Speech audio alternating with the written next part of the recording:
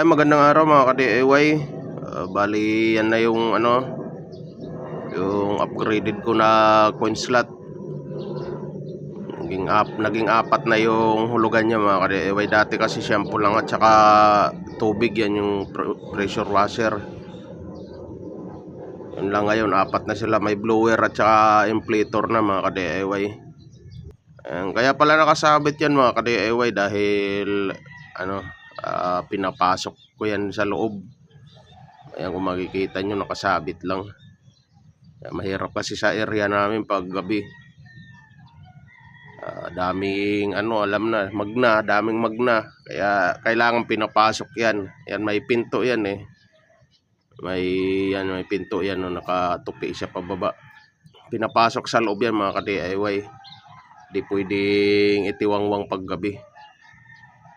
Tapos kung mapapansin nyo, andun yung pressure washer ko sa baba. Doon ko nilagay. Tapos ito naman mga ka-DIY, ito yung luma kong foaming machine. Ayan, yan yung pinakaunang blinag ko noon tungkol sa car wash. Ayan, kung di ako nagkakamali, mga 2 years na. 2 years na yung ginagamit ko.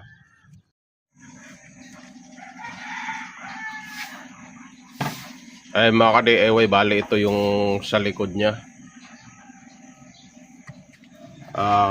Ipakita ko muna yung sa loob.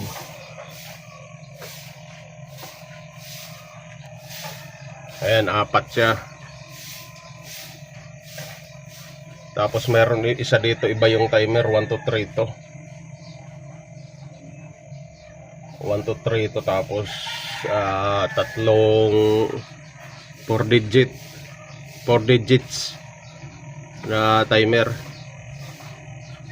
Ayan, itong 1 to 3 to mga ka-DIY, yan yung ito yung nagko-control dito sa sa foaming machine. Ayan yung pinakita ko kanina. Ayan siya. Tapos ito sa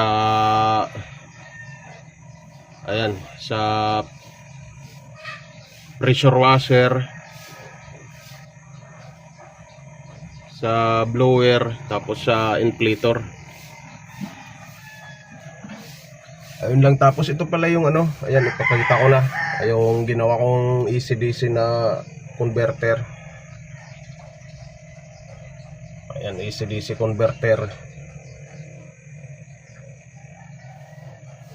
Bali 12 volts. Ayan, siya yung nag-supply dito sa 1 to 3 ito na timer, kasi 12 volts yung nito eh. At 12 volts AC at saka DC pwede rin kasi supply dito. Ayan, 12 volts. Tapos sa mga ilaw, ayan yung ilaw niya dito. Ayan, kung nakita nyo kanina sa harap yung may label, yun, umiilaw yung pag naghulog. Ayun, dito nang gagaling yung supply nun. Tapos may isa pa akong transformer dito sa baba. Itong transformer, yan naman yung magsusupply dito sa tatlong 4 digits na timer. Yan, tapos dito naman, ito na yung mga control nya. Itong contactor na malaki mga ka-DIY sa sa pressure washer. Ayan, yung sa baba. Yan, ito yung nagko-control nun. Tapos itong dalawa sa itong SSR at saka isang relay.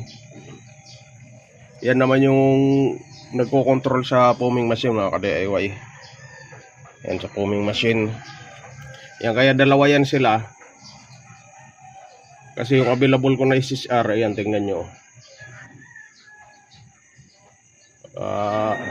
AC yung output, yung input niya DC. Ibig sabihin pwede siya kumuha dito, yung may output kasi ito na 12 volts. Yan yung nag-supply dito. Yan, para mag-trigger siya. Yun nga lang mga ka-DIY, ayan, yung output niya AC. Ngayon, hindi siya pwede diretso i-supply sa ano natin, sa inflator at saka dito sa foaming machine kasi 12 volts DC yung ano nito, supply. Kaya hindi po pwede to. AC yung ano niya eh. AC yung output relay.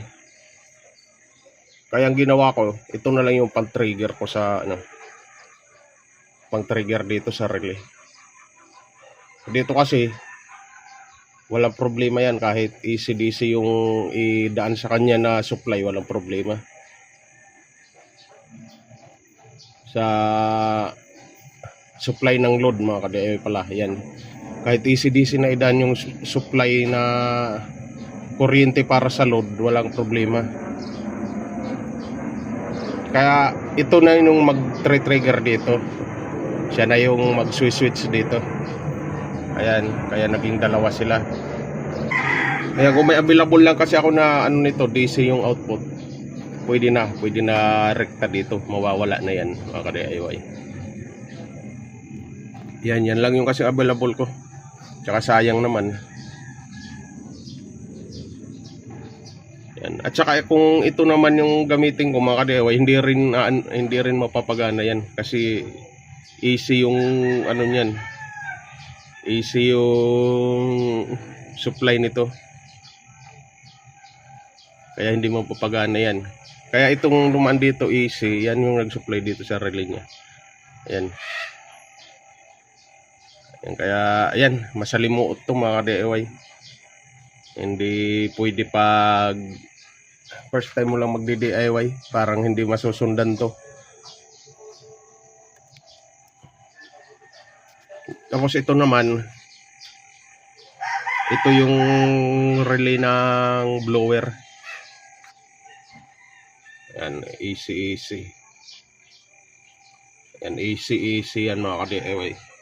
Kasi AC naman yung ano na yan, blower. Kaya okay to gamitin. Dito yan.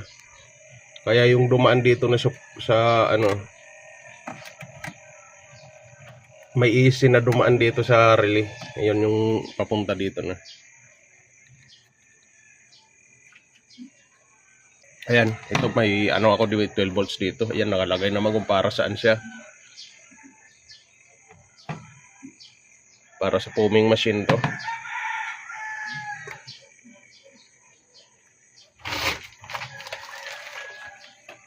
Tapos yung ano na lang, ito na lang. Ayan, kung makaalala nyo mga ka-DIY, ipakita ko na rin to sa mga nakarangong video. Ayan.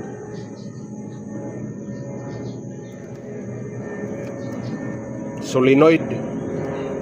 Ito yung sa ano mga ka-DIY, ito yung nagko-control sa inflator. Ayan yung sa panghangin ng gulong. Ito yun. Ayan, AC. AC yung supply nito kaya wala na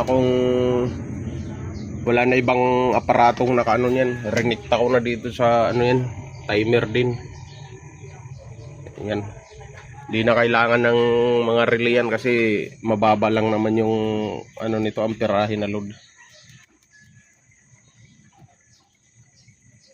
Ayan, nakasabit lang siya mga DIY. Ayan papunta sa taas. Nandun kasi yung ano ko niyan.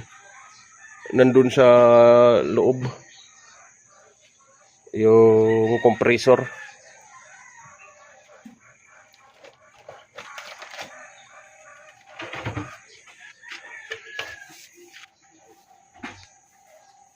Ay, isa pa pala mga ka-DIY. Mas maganda yung lagay ng shampoo. Halos label lang sa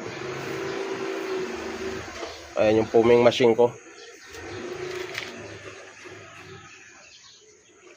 Yan, halos naka-label lang siya para hindi mahirapan humigop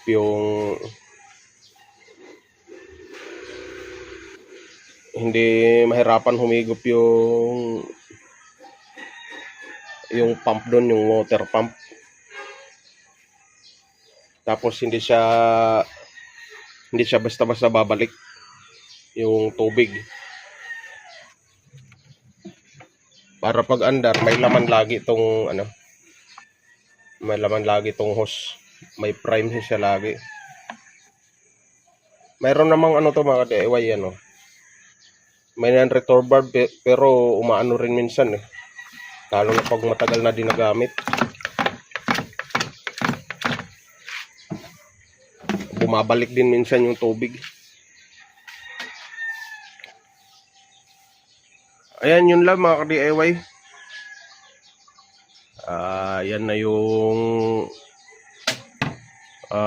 DIY ko na ano, coin box. Upgraded dahil dalawa yung naidagdag. Ayan. Yan, working na yan mga ka-DIY. Ayan. Ang sa katunayan, ito na oh. Tinabi ko lang. Meron nang nag-ano nito, may naguhulog na. Ayan, tinabi ko lang kasi magbibideo ako ngayon. Ayan. Diretso lang siya, walang tray. Hindi ko nilagyan ng tray. Ayan yan siya mga ka-DIY. Bali, ilang araw na rin kasi itong gumagana. Apat yata. Apat at oo nga. Pang-apat na araw ngayon. Ayan, meron na siyang laman.